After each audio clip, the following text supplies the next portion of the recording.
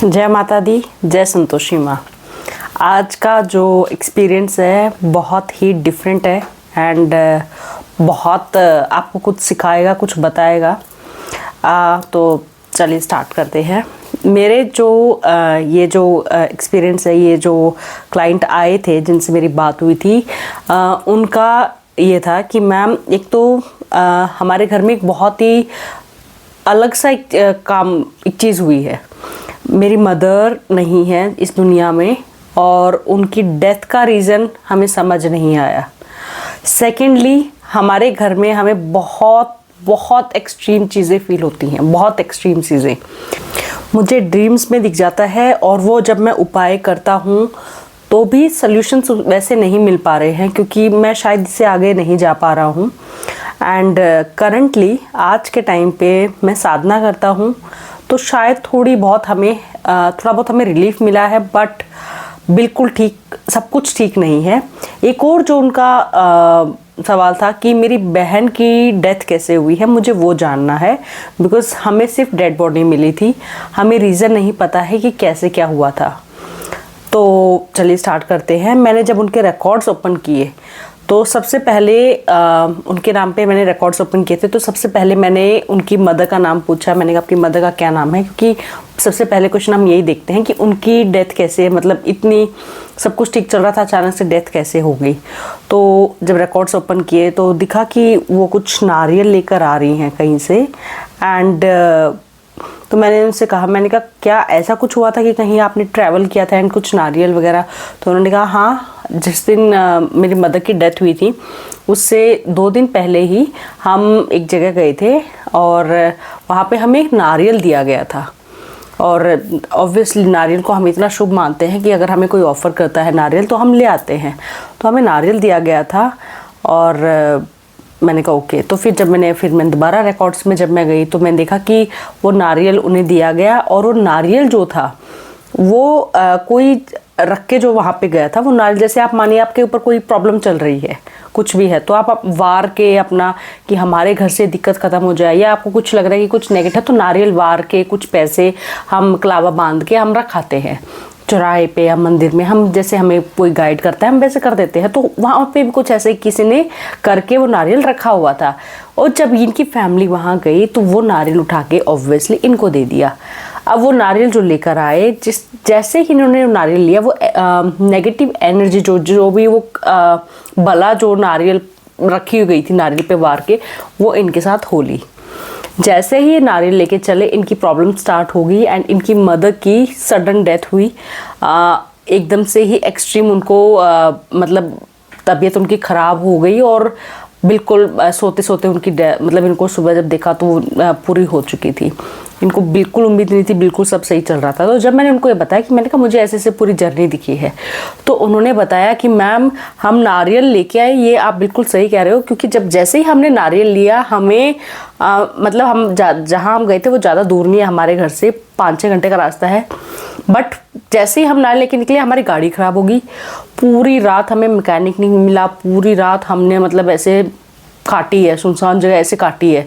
हमारे मतलब कहते हैं ना उल्टे दिन स्टार्ट हो गए थे, उल्टा टाइम स्टार्ट हो गया था।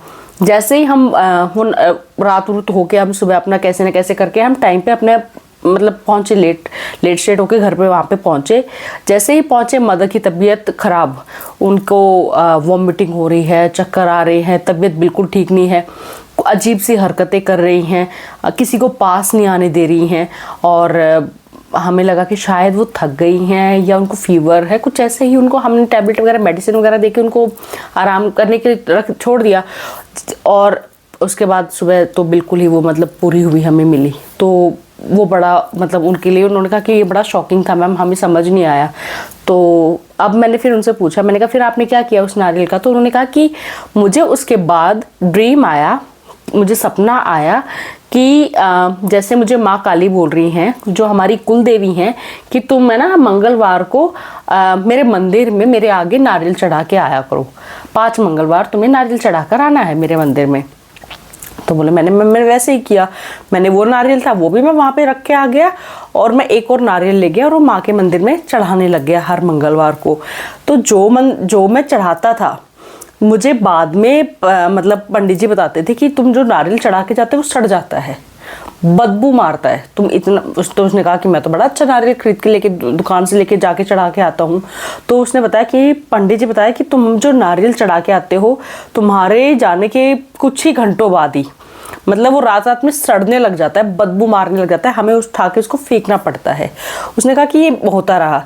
फिर कहते मुझे कुछ दिन बाद मैम दिखाई दिए हनुमान जी।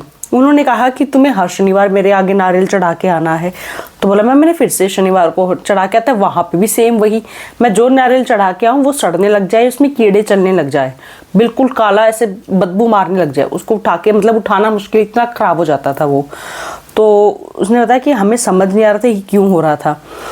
ये चल ही रहा था, इस बीच पता चला कि बहन की डेथ हो गई है।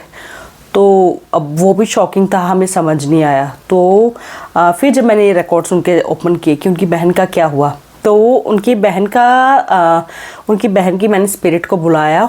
उस स्पिरिट ने आके मुझे दिखाया कि पहली बात तो उनकी बहन के ऊपर ब्लैक मैजिक किया गया था, जिसकी वजह से वो सेंसेस में नहीं रहती थी।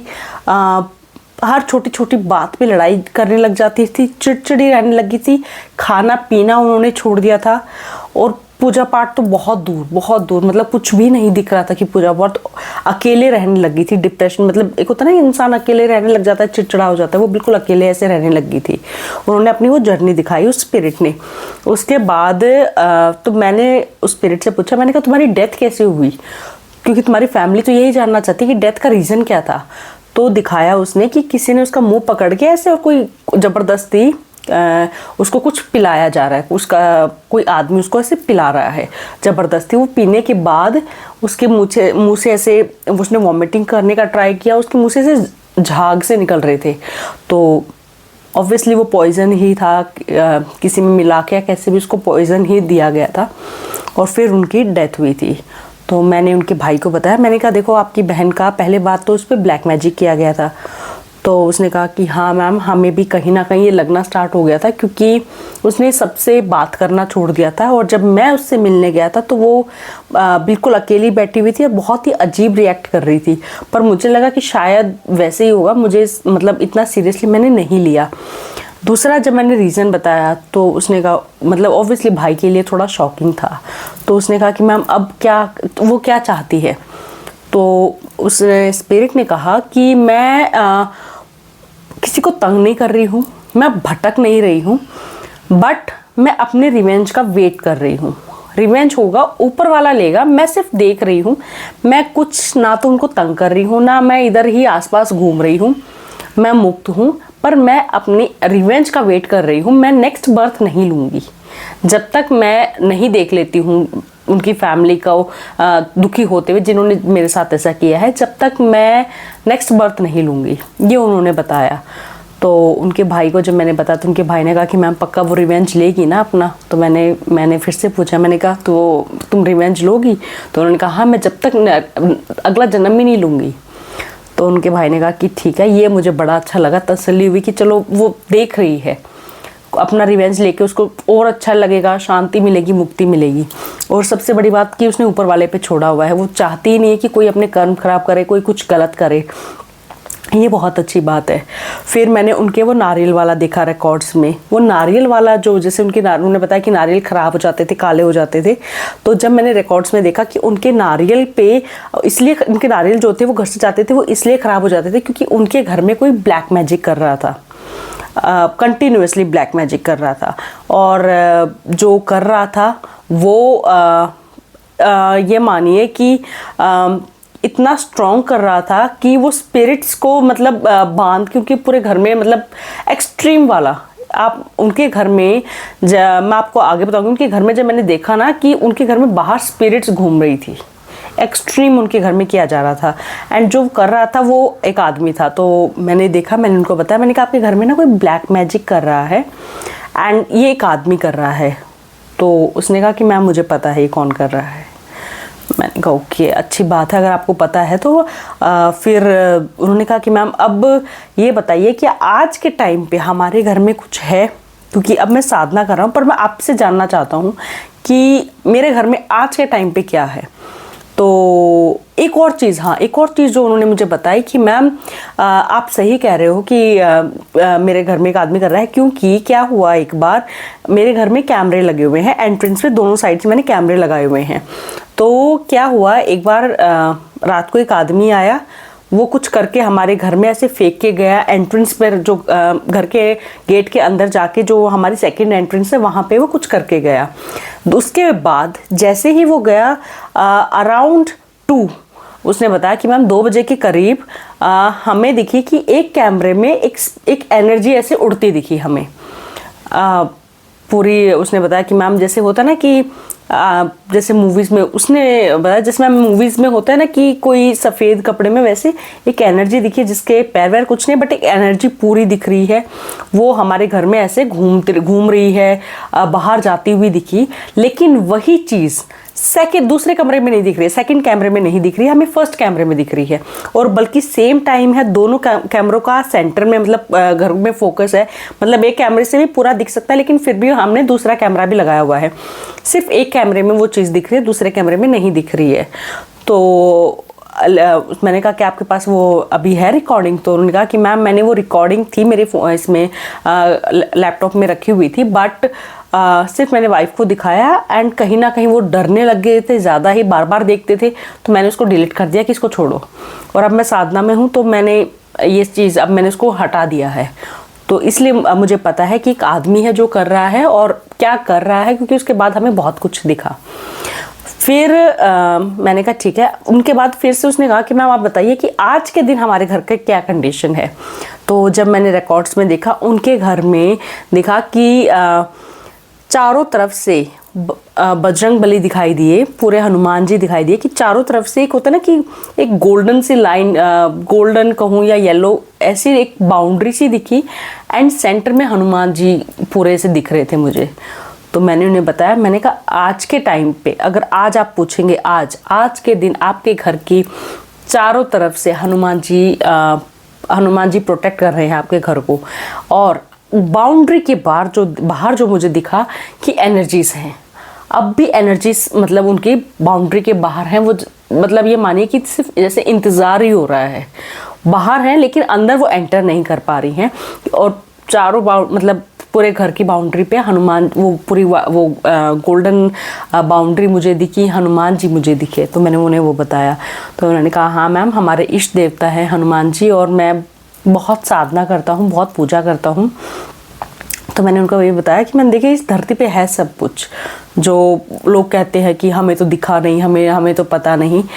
जिसको नहीं दिखे वो बहुत अच्छी बात है, क्योंकि दिखने को सब कुछ है, भगवान भी हैं, शैतान भी है, सब कुछ है इस धरती पे। और उन्होंने फिर आज के जब उन्होंने बताया कि आज अभी मैंने एक सिद्धि स्टार्ट कर दी है, साधना मैं करता हूँ, मेडिटेशन मैं बहुत एक्सट्रीम करता हूँ, बट शायद उस लेवल तक नहीं पहुँचा हूँ कि मैं अपने घर को प्रोटेक्ट कर सकूँ या कुछ ऐसा कर सकूँ। बस मैं मेडिटेशन के थ्रू कहीं ना कहीं बस भगवान से जुड़ने की कोशिश कर रहा हूँ कि आप ही हमें बचाइए।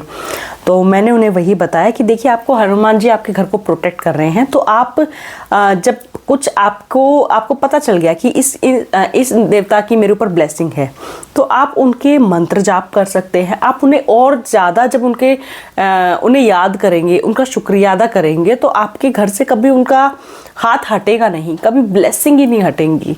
तो उन्होंने कहा कि मैम वो कैसे करूँ अब मैं? तो मैंने उन्हें बताया कि आप बजरंग बाण गा सकते हैं डेली। दूसरा उन्होंने कहा कि मैं हनुमान चालीसा रोज़ गाता हूँ। तो मैंने ये वाला कॉन्सेप्ट उनको थोड़ा क्लियर किया कि देखिए हनुमान चालीसा जो है, चालीसा मीन्स 40। मैंने कहा हनुमान चालीसा जो है वो हनुमान इसलिए गाई जाती है ताकि हनुमान जी को उनकी पावर्स याद दिलाई जाए कि आपने इतना आप कर सकते हो, आपने श्री राम जी की इतनी मदद की है, आपके पास इतनी पावर्स हैं, मैं तो एक छोटा सा हूँ, मेरे तो इतना दुख दर्द आप मिटा ही सकते हैं। तो आपको उनको याद दिलाना है।